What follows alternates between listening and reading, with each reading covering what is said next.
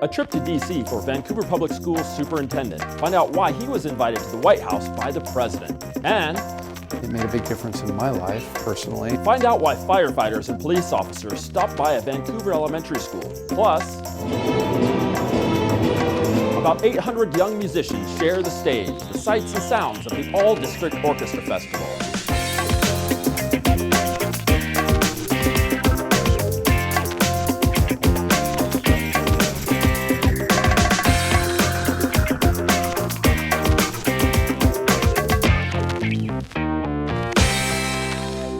Hello and welcome to Inside Vancouver Public Schools. I'm Chad Young.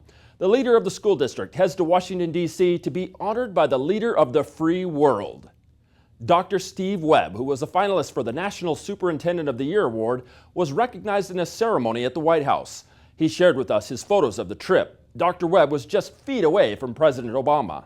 You know, if you think about this is a once-in-a-lifetime opportunity. So honored to represent our students and staff and community at the White House, and to be one of a handful of superintendents invited by the President to celebrate great educators across America. In the event, the President honored the National Teacher of the Year and recognized other top educators like Dr. Webb. A lot of energy, a lot of excitement in the room.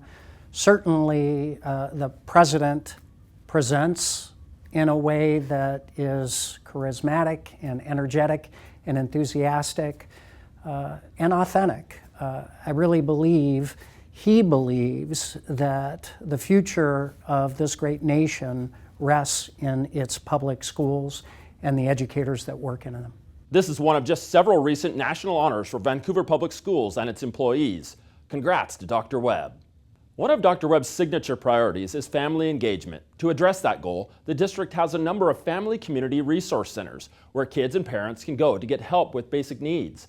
But not every school has one of those just yet, and schools without still have families who could use a hand. With a special event and a special partnership, the district is finding ways to help. It's like the day after Thanksgiving, but rather than loading up on electronics or jewelry, these shoppers are grabbing shampoo, conditioner, body washes, soaps, toothbrush, toothpaste, feminine care items. We also have clothing. And the price is right. Nothing. In a special partnership with Crossroads Church, Vancouver Public Schools' mobile Family Community Resource Center holds a pop-up store for school staff. On the tables, about $30,000 in supplies for students in need. It was such a huge amount that we thought this would be the best way to get it out to all of our schools, because we wanted it to benefit more than just the FCRCs, but all of the district. So we created this, and so far it's been pretty rockin'. This event, like the mobile FCRC, is meant to serve schools without in-building centers, schools not typically associated with poverty. Just because the need is small at a school doesn't mean there's not a need. If a kid doesn't come with their basic needs met, we need to meet those needs so that our kids can be successful and learn and continue to feel part of our community. A major component of building that community is trust. It's hard for people to ask for help, especially when they think that it might not be available. And sometimes people don't always think of schools right away to have these resources. But when I started to think about it, I thought, well, why wouldn't the school have that? Kids are there all day. With supplies on hand, staff can send students home with personal care items mom and dad may not be able to afford. We keep it very confidential. We talk with them. We don't make it known. We send home a backpack with the supplies in the backpack, so then other students don't know what they're taking home. The end result?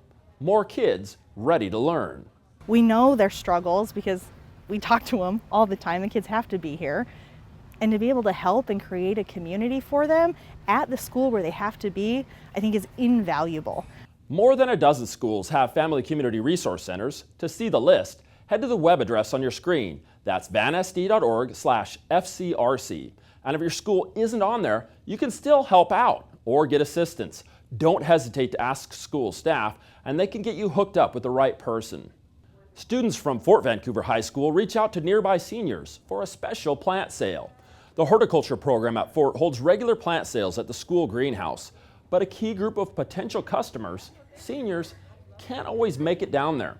So students, led by teacher Tori Hebert, brought a truckload of plants to Kamloops Retirement Center. We arrived just minutes after the sale started, and almost all of the plants were already sold. The students helped seniors pick out their plants and then delivered them to their rooms. What I liked is having them, asking questions and learning from us, as well as getting to hear what they're doing with the plants, and we're learning a bit. Oh, it's really nice because they want to be here. And I want to tell them about it, oh, well, you can do this with your plant and you can keep it here. And that's what I enjoy doing. That's why I'm in the class. Several VPS high school horticulture programs hold plant sales every year. Ms. Hebert tells us they hope to do this special sale at Kamloops again next year. The process of planning for the future of Vancouver Public Schools buildings continues. This time around, it was Martin Luther King Jr. Elementary. At a community symposium, staff, students, parents, and more met with architects and district leaders to talk about what they would want to see in a new building. The best ideas from the symposium were incorporated into design concepts and may end up in the final plans. This is one of several planned symposiums this spring and next fall for schools targeted for possible replacement. The school board will consider in the fall whether to place a bond measure before voters to replace and repair school facilities across the district. Over at Ogden Elementary, they're celebrating books and community. As Nick Vole reports, a special family night brought its first responders to read to students. Students in pajamas filled the library at Ogden Elementary School. Is it weird to wear your pajamas to school? Very. At this family literacy night, these PJ'd students hear stories from folks in a different kind of uniform. Here's how a book works. Vancouver firefighters, police officers, paramedics, and other first responders. It was cool because I actually got to see a firefighter and a police officer. Really nice. Funny. It's a great opportunity for us to be able to stay in touch with children and families, in our community, and a chance to give back to the community. Instead of spending their time with, let's say their families or friends, they actually come out to see us kids and read to us. I think it's actually it's pretty cool to see them that into it and stuff. That's one of the things that we discussed with them, which is what our professions are, what were our first dreams as kids, were we able to achieve those? So basically just to kind of broaden that, let them know that dreams do come true and that through books they can dream a lot. Inspiring kids to read is the whole point of this event, along with boosting parental involvement. We really want to encourage families to read to their students at home, their children at home. We want to help build their libraries up for home so they have some books on hand for them to read to them. We really want to emphasize the importance of literacy in their home and how that literacy piece at home supports what happens at school. To build those home libraries, every student got to take home books donated by the nonprofit Altruso organization. The kids we talked to can't wait to start flipping pages. I always had a passion for reading. It just brings so many interesting things to me. When I read, I just get so involved with all the stuff that they have in the books, like the events. It's just a great way to get books in the hands of every child that we can. Inside Vancouver Public Schools, I'm Nick Vole. Thanks, Nick. Students at Skyview High School celebrate the culture of their school and develop public speaking skills in their own special event. It was called BOLT, Building Our Legacy Together. The day-long event was modeled after TED Talks, an immensely popular series of lectures viewed by millions online. Students, staff, and guests took turns giving persuasive speeches about their life experiences or a topic near and dear to their hearts. The goal was not only to build speaking skills for students, but to show the diversity within Skyview. I really think that people are just gonna understand that every person is different, that nobody's been through the same exact thing, and that everybody has their own unique talents and story.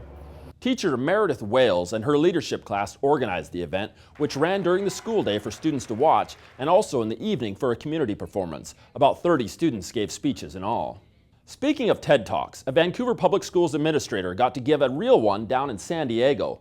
Mark Ray, the district's chief digital officer, was selected by the TED Talks producers to give a presentation on the role of teacher librarians in modern schools.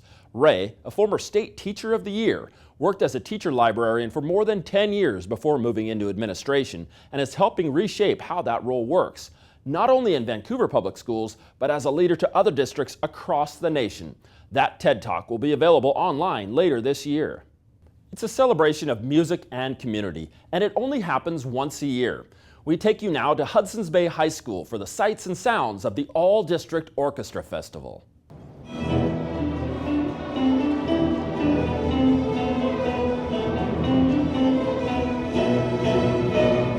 This year we have 600 students and it's around 200 per ensemble. Students from all of the middle and high schools in the district combining to be supersized orchestras. It's interesting because the orchestra is so big, most of the time you can't really see or hear other sections, so you definitely have to put the time into counting and learn your part so you know it well. Dave Chartre, the director at Columbia River, writes a piece for the orchestra to play every year for the high schoolers. And this year, Jim O'Banion, the principal at VSAA, is going to play solo trumpet with the high school orchestra on Chartre's piece called Sun and Palm Trees. Big deal. You get to play with like all of the other people from different schools, so you like come together. It's cool. In music, we try to collaborate more than compete. The younger students, they get to see what they're going to grow into. When you see the 6th graders watch the high schoolers play, they're just blown away. You're like, hey, that's you in a couple of years. It's nice for the students to play with people from other schools instead of being like, oh, we're better than you or whatever. It builds community throughout the district, so there's not like a north end, south end divide. With yours, you're playing with the same people like every time. And so with All District, you get to play with like everyone, and it's cool. Hashtag All District 2016.